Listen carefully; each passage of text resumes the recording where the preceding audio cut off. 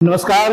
हमारे देश में लोग निवेश तो बहुत करते हैं, इन्वेस्टमेंट पर बहुत फोकस करते हैं, बचत पर ध्यान जरूर देते हैं, लेकिन जो सबसे मिसिंग चीज है यहाँ वो ये है कि लोग सोचते बहुत कम हैं। अर्थात लोग सोचे बिना निवेश करते हैं, इन्वेस्टमेंट बिना तुलना किए करते हैं, बिना स्टडी किए करते हैं, बिना कंपैरिजन के करते हैं। लोग आज भी इन्वेस्टमेंट ट्रेडिशनली करते हैं, आसपास के लोगों से पूछ के करते हैं या उनके जो रिश्तेदार हैं, दोस्त हैं, उनके हिसाब से करते हैं, उनके सलाह से करते हैं। उनको ऐसा नहीं लगता है कि निवेश के लिए मार्केट में जिस तरह से आप घर बनाते हैं तो आपके पास आर्किटेक्ट एक्सपर्ट है, मार्केट में डिजाइन के लिए इंजीनियर है, सभी एक्सपर्ट हैं, सर्टिफाइड एक्सपर्ट हैं, उनसे सलाह लेते हैं। जब हम कोई फंक्शन करते हैं और कैटरर को बुलाते हैं तो हम उसमें भी देखते हैं कि जो कैटरर एक्सपर्ट है हम उसको कैटरिंग का काम हैंड ओवर करते हैं। लेकिन निवेश के मामले में ऐसा नहीं है। उनके पिताजी, उनके दादाजी जैसा निवेश कर रहे थे, आज हम भी वैसा ही निवेश कर रहे हैं और इसमें नुकसान किसी और का नहीं हो रहा है, नुकसान खुद का हो रहा है, नुकसान निवेशक का हो रहा है, इन्वेस्टर का हो रहा है। हमारे जो 2-3 सबसे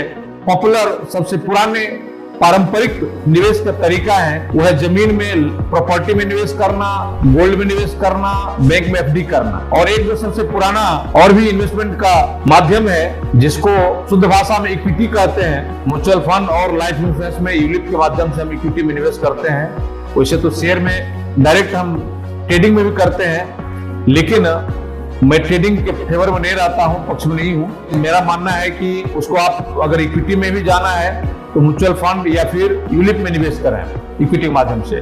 तो इक्विटी आज भी लोगों के मतलब समझ में उतने अच्छे से नहीं आ रहा है।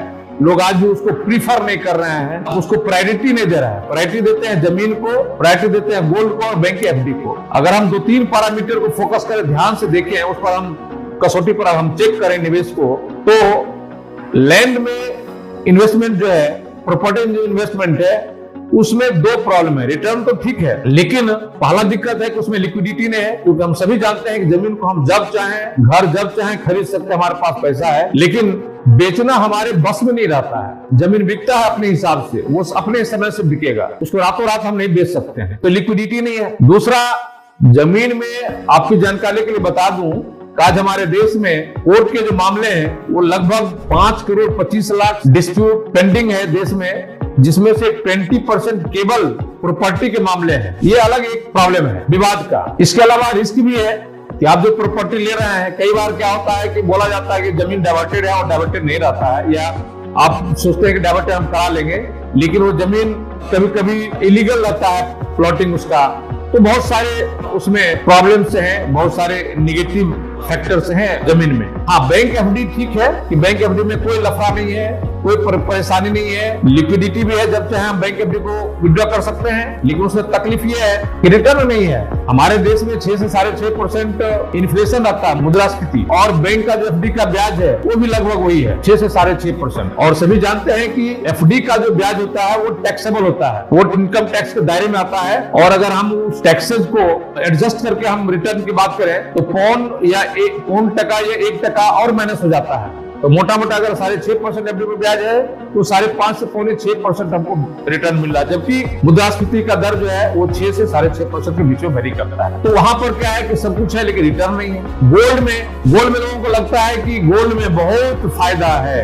तो आपकी जानकारी के लिए आपको बता दूं कि सेंसेक्स का गठन हमारे देश में 1979 में हुआ था, 1979 में हुआ था भारत में, और तब सेंसेक्स 100 रुपया था, महज 100 रुपया। और आज जो है सेंसेक्स उसी आधार पर सेंसेक्स पर चलता है, उसके बेस पे चलता है इक्विटी। तो आज जो है सेंसेक्स 85,000 पहुंच चुका है, और 85,000 होने का मतलब है कि ये सीधा 850 गुना हो चुका है सेंसेक्स। जबकि गोल्ड की बात करें तो 79 में, आज से 46 साल पहले, गोल्ड 24 कैरेट का गोल्ड प्रति 10 ग्राम की कीमत 937 रुपये था, और आज 24 कैरेट गोल्ड का प्रति 10 ग्राम कीमत है 1,25,000। कहने के लिए तो ये बहुत बढ़ गया, निश्चित रूप से बढ़ गया, लेकिन आप कैलकुलेटर उठाइए और डिवाइड करिए 1,25,000 को 937 रुपये से, तो जो रिजल्ट आएगा वो आएगा 133, अर्थात गोल्ड की कीमत 133 गुना हुआ है इन 46 वर्षों में। कि 937 रुपये गोल्ड में अगर आपने निवेश किया है आज से 46 साल पहले, तो उसकी 46 साल में कीमत बढ़ के हो गई है 1,25,000। लेकिन आज से 46 साल पहले आप वही 937 सेम अमाउंट को इक्विटी में निवेश किए हुए होते हैं तो आज वो बढ़कर हो जाता 7,96,000 यानी कि 8 लाख। अब आप समझिए कि 1,25,000 और 8 लाख मोटा मोटा 7 गुना का फर्क है। तो ये है इक्विटी। और इक्विटी में निवेश आप दो तरह से कर सकते हैं, या तो म्यूचुअल फंड में निवेश करिए या फिर यूनिट में निवेश कर सकते हैं, जो लाइफ इंश्योरेंस कंपनी के बहुत ही पॉपुलर यूनिट प्लान होता है, यूनिट लिंक्ड इंश्योरेंस प्लान, जिसमें आपको रिटर्न के अलावा म्यूचुअल फंड के बराबर लगभग रिटर्न वहां भी रहता है, तो अच्छा खासा रिटर्न भी है और उसके अलावा एडिशनली आपको वहां पर लाइफ इंश्योरेंस कवर भी मिलता है। तो सबसे पहले मैं लोगों से गुजारिश करता हूं या लोगों को सलाह देना चाहता हूं कि आप हमारी बात पर मत आइए, लेकिन निवेश से पहले एक बार तुलनात्मक अध्ययन सारे एसेट क्लास का जरूर करिए। ये आप फ्री हैं, कहीं भी निवेश आप कर सकते हैं, लेकिन बेहतर कहाँ परिणाम है, रिजल्ट है, लिक्विडिटी है, हर चीज है। इक्विटी में आप लिक्विडिटी आपको पता ही है कि आप एनी टाइम ओवरनाइट आप विड्रॉ कर सकते हैं अमाउंट को। तो ये सब बातों को ध्यान में रखते हुए निवेश करें, और इसलिए ये मेरी सलाह भी है और निवेदन भी है कि आप जब कभी भी कोई लमसम इन्वेस्ट करें तो निश्चित रूप से इन सारे पहलुओं को दिमाग में रखते हुए उनका अध्ययन करने के बाद ही आप निवेश करें। बहुत बहुत धन्यवाद।